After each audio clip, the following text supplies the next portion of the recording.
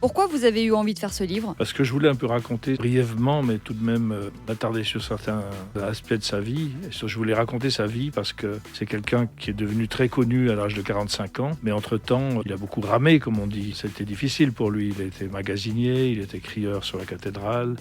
Et puis, ses dessins concernaient pas le grand public. Bon, il était d'abord un dessinateur musical, c'est-à-dire il dessinait pour la Dolce Vita à Lausanne, pour des clubs. Et ses dessins étaient vraiment reliés à la musique. Il y a plus de 230 pages de dessins. Comment vous avez choisi? J'ai sur mon ordinateur 12 000 dessins. J'ai commencé à trier. Il y a peu de mauvais dessins ou de dessins inappropriés.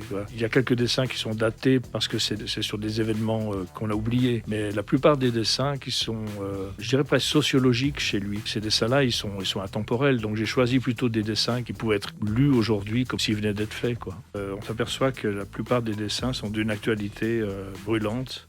Et au fond, il a même anticipé beaucoup de nos comportements. Il avait vraiment compris qui on était devenu dans cette humanité quand même compliquée, très informatisée. Il a fait énormément de dessins sur ce rapport qu'on a aux machines, en fait, qui nous entourent, aux objets connectés, comme on dit. Mix avait un don pour le dessin, mais aussi pour parler à tous les publics. Il faut imaginer que Mix et Remix, c'est un dessinateur assez exceptionnel dans le sens, c'est peut-être le dessinateur le plus proche des habitants de son pays. C'est-à-dire, il parlait effectivement aux jeunes, aux vieux, aux adolescents, aux femmes, aux hommes, aux paysans. Moi, je l'ai vu faire des signatures à la campagne et il pouvait aussi faire rire les banquiers. Donc, c'est quelqu'un qui était connu de tous, en fait, en Suisse romande. Et il commençait à percer en France et puis un peu ailleurs, puisqu'il était publié en Italie aussi.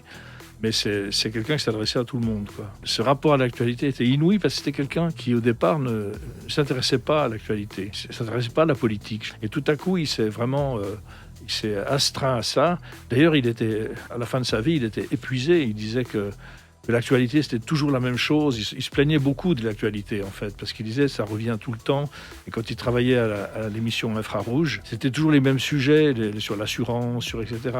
Il était obligé de se renouveler parce qu'il y avait toujours les mêmes questions. C'est un métier très difficile parce qu'il faisait quand même entre 5 et 10 dessins par jour. Chaque fois, il fallait trouver une idée. Je crois que sa force, c'était en fait une sorte d'évidence. C'est-à-dire que quand on regardait ses dessins, on disait « Ah, mais au fond de moi, j'y avais pensé, mais j'osais pas y penser, en fait. J'osais pas le dire, j'osais pas l'exprimer. » Et lui, il a su capter cet interdit qu'on a en nous-mêmes.